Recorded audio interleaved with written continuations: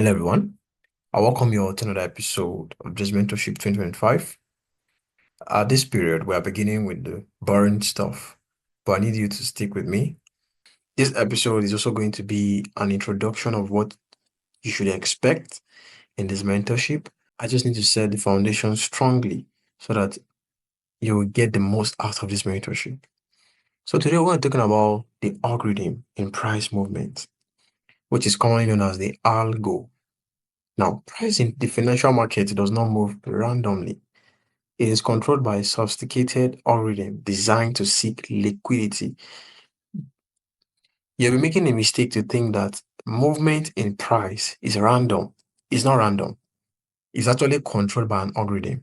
And this algorithm is designed to seek liquidity. Now, liquidity is a primary driver of price movement. Without liquidity, there's no price movement. But liquidity is simply the speed to which an asset can be bought or sold. It's simply how fast a good or an asset can be bought or sold, can be exchanged between buyers and sellers. Like the most liquid asset we have is cash. Cash is very liquid because you can exchange it for any asset you want. But let's say you have an iPhone and you want to exchange it for another asset. It's more difficult to find a willing buyer or anybody willing to exchange whatever asset that you have for that phone. Now, this whole concept is especially true in forex trading, where smart money like the banks, institutions, and market makers use high-frequency trading and liquidity algorithm to engineer price movement. Now, I'm sure what's going through your mind is, what's this BS this guy is just talking about? Okay, I'll break everything down. You have to understand that there are actually big players in the forex market, and I'll go through them quickly. What they use to trade the market is the algorithm. Now, what's high frequency trading? What's it all about? High frequency trading is a form of algorithmic trading that uses super fast computers and complex algorithms to execute thousands of trades in fractions of a second. So it's simply this quick execution of trades using smart computers. These are trades that human beings cannot carry out because they are multiple trades and they have to be done fast. So it's the coming in and entering out of trades that are being executed by computers. So that's high frequency trading. And high frequency trading, HFT, is an example of how the trading algorithm works and operates. So now, what's this algorithm? In trading, an algorithm is a set of predefined rules and mathematical models programmed into a computer to execute trades automatically. So like I mentioned before, they're actually big institutions, big banks that move money in the forex market. Now, we have what we call the forex market hierarchy. We have the major banks. This has to do with the Fed, the Bank of England. We have the European Central Bank, the Bank of Japan, Swiss National Bank. Then we now have the electronic, that's EBS, electronic brokering services, or what has the lane spot market. Now, this serves as the simple way to put it is just like the broker for the big boys. Like if you want to take trades in huge amounts, you don't use the MT4 or MT5. This is what you use. What happens is that when you want to move huge blocks of money, you send in your order through this electronic banking service, that's the EBS, and then they find another institution, like another bank that can match your order. That's how you see the Reuters Daily 300 spot matching here. So next we have the medium-sized and small banks, and these include banks like the Bank of Israel, Central Bank of Republic of Turkey, South African Reserve Bank, and so on. Then coming lower in this hierarchy, we have the retail market makers. These are people that provide liquidity in the marketplace. Then we have the retail ECN, as the electronic communication network. So these are also like brokers that connect traders that is on the higher side. Then we have hedge funds and commercial companies. I'm sure we know about hedge funds. Then we now have you and I, that's the retail traders. So we are at the bottom of the hierarchy. Now, for you to think as a retail trader that your buying and selling is what is responsible for market movement, then you've got a PhD in wide ideas because it's not true. You and I are not the one that move. We can't. If the whole retail traders combined can only make a blip in price movement, so that's to tell you where we stand in price movement. So now, why have I explained all this? Is to bring to your understanding that there are people who move the market. These are the big boys, and there is a manner at which they trade. They trade using the algorithm. Like I said before, in trading, an algorithm is a set of predefined rules and mathematical models programmed into a computer to execute trades automatically. Now, how does this algorithm work? The algorithm scans real-time and historic data. It identifies trade opportunities based on technical indicators, price pattern, or fundamental events. Now, have you ever noticed when a news is about to come out, market moves at that period? At that particular time, market moves with huge velocity and momentum. You think it's just some people coming to take buys or sell. No, there's an algorithm, there's a pattern at which price moves. And those who capitalize or utilize this algorithm, they are the big boys, they're the ones that move the market. To continue how the algorithm works, once conditions are met, the algorithm automatically plays, modifies, or cancel orders in milliseconds. So it is like a programming. Now, if you're into programming, I think there was a time where, and when I started learning programming, you will have this understanding how it is no longer controlled by humans, it is controlled by the computer. And the computer follows mathematical models, it follows a rule. So now this is very important for us. Why? It makes it possible for us to be able to read price, helping us see the handwritings of institutional traders. So I need you to understand that the market follows a rule-based algorithmic system that ensures price moves in a way that benefits the largest players. That's the banks, the institutions, while trapping retail traders. So you need to understand that market or price movement is not random. It's not. With all this being said, your goal is to quit trading like a retail trader and begin trading like an institutional trader. Now, truth be said, we are all retail traders. That's just the truth. We are all retail traders. But you can trade like an institutional trader. There's a way retail traders take trades, and there's a way institutional traders take trades. So now for this to happen, you have to be able to learn, number one, and then understand their footprint. So like I said in the previous slide, because those who move the market, that is the big boys, trade using the algo, which follows a set of rules, it highlights the fortunate opportunity we have in reading price. So it is not just human beings that move price. It's the algorithm, the algo that move price. Price is not random. There are specific patterns you will see in price that keeps repeating itself again and again. And it is from this whole understanding and this whole idea that we can get a strategy, because the strategy is, or I usually like to call it an edge, the probability of one thing happening over another. Is being able to look at price, historic data, and look for patterns that repeat itself over and over and over again. And that's the same thing algorithms do. That's the same thing programming do. So it's not moving based on random events. No, it is moving based on programmed systemic rules already placed in trade execution. So now for you to stop trading like a retail trader and to trade like an institutional trader, you have to be able to learn and understand their footprint. So let's look at a few of their footprints. One, liquidity hunt. Two, market structure manipulation. Three, order flow. All right. Liquidity hunt. I'm sure so many of us have heard of stop loss hunts, liquidity grab, and all these terms. Okay, I'm going to give you an understanding about this liquidity hunts.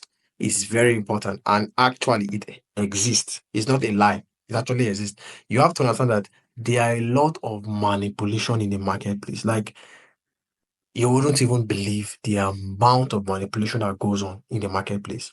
Because trading is not just what you think. Just go to the market, press buy or sell, make some money, lose some money, make some money, have fun, and all that. No, not at all. Looking at the hierarchy in forex trading, that's the big boys. Amongst the big boys, now I'm talking about the major banks. Their influences in the market is only to maintain that balance in interest rates and in the economy of a country, but they affect price. So don't be so stereotyped or small-minded to think that trading is just your computer and yourself trying to make some money. No, there are big institutions that control price. They manipulate price for certain purposes, not even for money purposes, but for economic stability, because finance plays a lot of role, especially in politics in the country.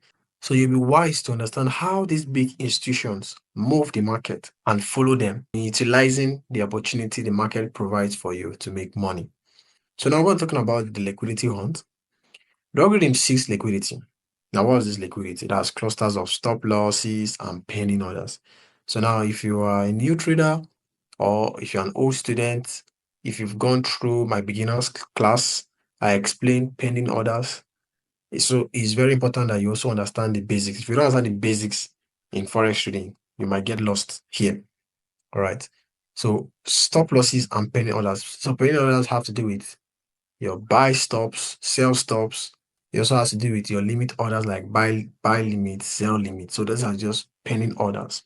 So you will notice that market takes liquidity before moving, and it creates something that we call a fake out. All right. So let's look at this example here. Stop losses are usually placed below support levels and above resistance levels. Usually, that's what retail traders do. In fact, if you want to take trade, where do you want to put your stop? Let's say you want to sell here. You want to put your stop here. This is where you want to put your stop. If you are selling, and as price keeps going down, you want to move your stop lower to protect your trade. All right. Usually, the already will break below or above. I didn't put it here, but for the sake of both support and resistance level, already will break below or above to grab liquidity for reversing. Now, let's look at this wonderful trade here. Above here is what? Liquidity. Liquidity is what? Stop losses and pending orders. These are what constitute liquidity. Now, the next video I'll be releasing is going to explain liquidity properly. So I don't want to make this video very long. A section of the big boys do not solely affect the market for making money. Why another section, they are actually in the business of making money. Huge amount of money. But now, when they come in with their orders, they don't have the sufficient opposing traders for their orders to be executed. And let me explain what I mean. So let's say I'm a market maker or an institutional trader, and I come to the market and I have 20 billion units of British pounds to sell. Let's assume this is British pound USD.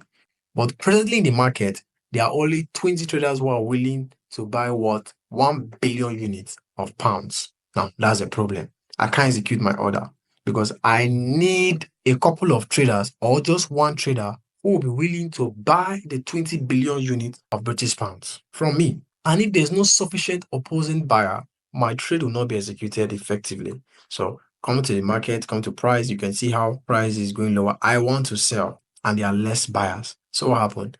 I program price to move higher. Now, this is what we call inducement. I'm inducing buyers in. When they see price rallying like this, what happens? Buyers, they flock in to start buying because they are thinking that price wants to start going higher. So what happened? They come in because I'm looking for buyers. Remember? All right. So what do you think is above this high? Sell stops. That's those who sold initially before. Their stop loss will be here. So now, this is what liquidity. Now, I explained in my beginners class that when you are selling, to come out of the trade, either by stop loss or a take profit, you will have to buy. And if you are buying, if you are coming out of a trade, either by stop loss or a take profit or just by yourself, you need to sell to come out of a buy trade. All right. So those people who are selling here with a stop loss above this high, once it gets triggered, what happens? Those sellers become buyers, which we add to the buyers who are already buying as price rallies higher, which will create more buyers for me. So when price gets to this point and I have that sufficient buyers, as an institutional trader, I then dump in and offload my executions here, which will make price rally lower. Are we seeing how it moves? So this is the whole concept behind liquidity hunts. Another footprint we can see is the market structure manipulation. This is what we've known as the accumulation, manipulation, expansion. Now, if you go to price, you will see this happen all the time.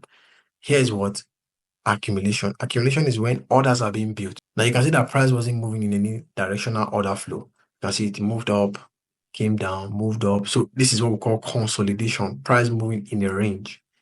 Now, before price rallied higher, what did it do? It took out what? Liquidity. So you would be looking at this as an uptrend. Okay, price rallied up.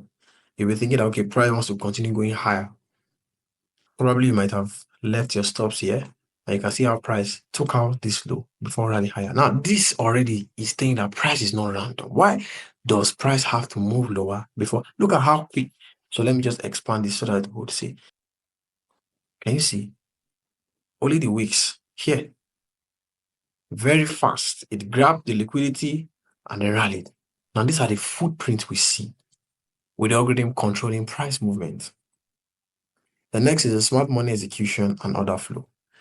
Institutions use algorithms to execute large orders in pieces using the VWAP, the TWAP strategies. Now, VWAP means volume weighted average price, and TWAP means time weighted average price. Now, this is just some concept I wouldn't want to explain now, but these are the strategies that the institutions use to take trades. So, the market makers or the institutional traders, the big boys, they don't just dump in their trades all at once. They dump it pieces by pieces. So ICT likes to use this example. Let's say some children are playing in a pool. You notice that everything is smooth, there's no noise, everything is calm.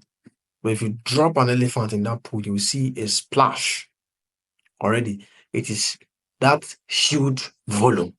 They can't hide themselves. That's the institutional traders. They can't hide themselves. Now, why do they trade in pieces? Let me explain. So let's take, for example, a huge institution wants to buy an asset. Let's take, for example, the British pounds again. Now, imagine they bought here. Because of the huge amount of volume they are buying, it will increase price. Remember, the higher the demand, the higher the price. That's the law of supply and demand. So as they are buying, what happens? Price is as well increasing. Now, they don't want to keep buying at a higher price. They want to buy cheap. So what happens? With the algorithm, they manipulate price for price to retrace lower to give them a cheaper price. Then what happens? They buy again, and as they buy, price is what? Increasing. There's another manipulation that occurs again. Price retraces. What happens? As soon as price gets lower, they buy again because now it's cheaper for them to buy.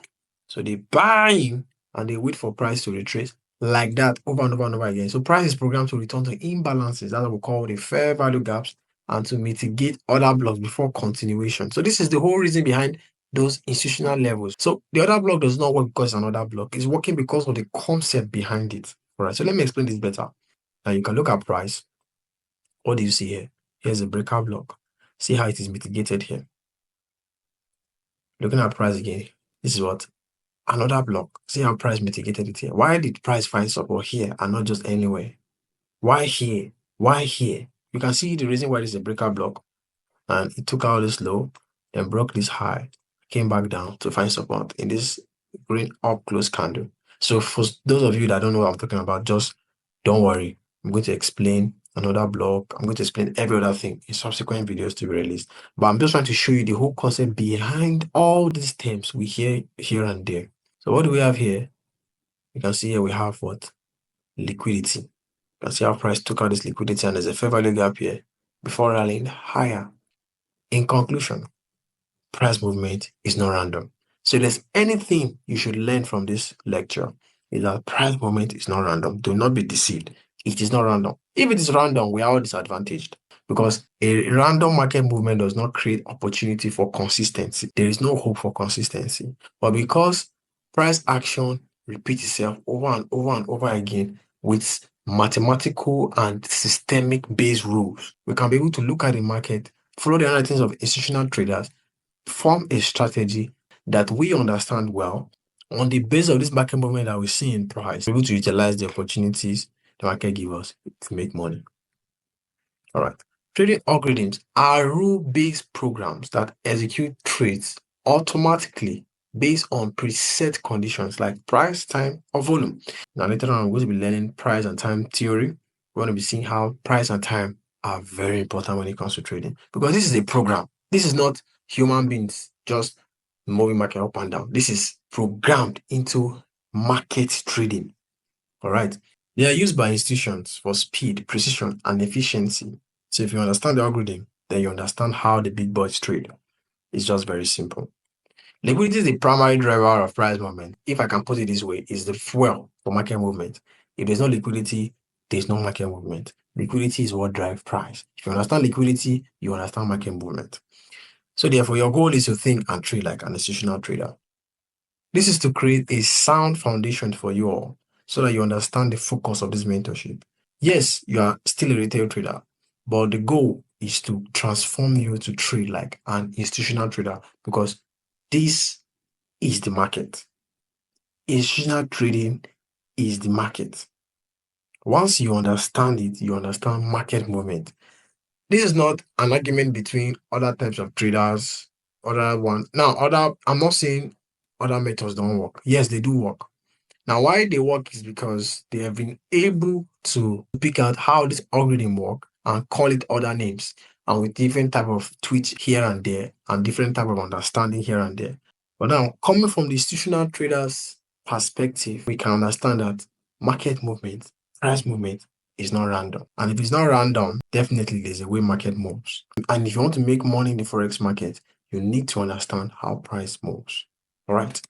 So if you have any question, I would like you to share it in the discussion group, and you can as well reach out to me for whatever help you need. I'll put you through. And as always, I wish you all good luck and good trading.